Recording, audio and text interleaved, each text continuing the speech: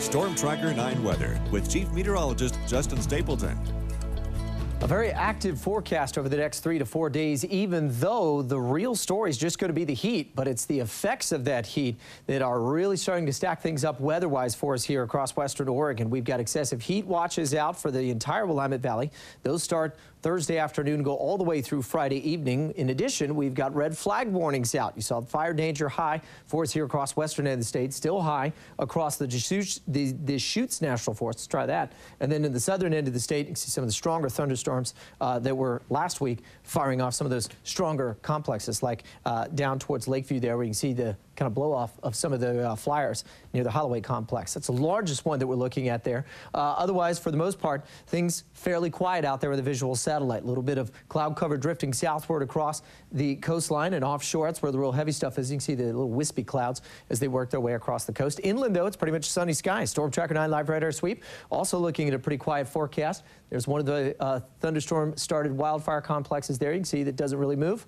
It's not rain. It's actually smoke that's being picked up from the Medford radar site. So getting a little closer, here's what we've got. As we mentioned, the excessive heat warning goes all the way from the coastal range up to the Cascades here in the valley, or excessive heat watch, I should say. Red flag warnings have been posted as well, starting Thursday afternoon all the way through 9 o'clock on Friday. Very dry conditions. We're also expecting instability, what they call the Haynes index. The higher the number, it's going to be at a 6, which is fairly high.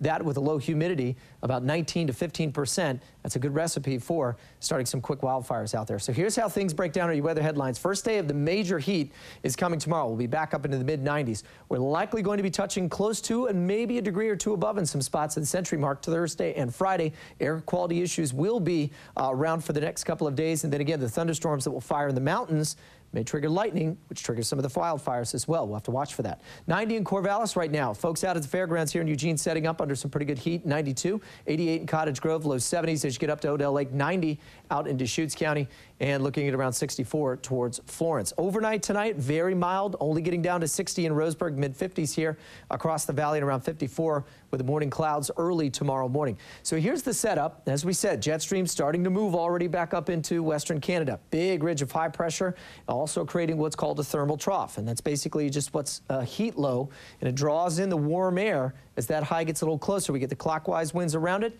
and you push all that offshore wind. Now, we've got an upper-level disturbance out here that will start to swing as we get closer to the weekend. Will actually trigger the thunderstorms in some spots, but for the next couple of days, the heat is going to be the story. Just a little bit of early cloud cover in the morning, and then you can see the clouds erode away by tomorrow afternoon, and Thursday, they're pretty much gone, and that is going to start to be a very, very warm forecast for us as we get into the back end of the work week. So here's how it breaks down. Morning fog, afternoon sunshine, upper 60s tomorrow along the coast. Then everybody's in the 70s, and I think probably low 80s, even maybe near 90 towards Astoria as we get into Thursday and Friday's forecast. In the Umpqua, sunny and hot there. Temperatures in the mid to upper 90s. I'm going to go 101 on Thursday, 100 still Friday, and then the heat finally breaks as we head in towards the weekend. Cascades, sunny and warm. Temperatures in the mid-80s, low 90s out towards Oak Ridge.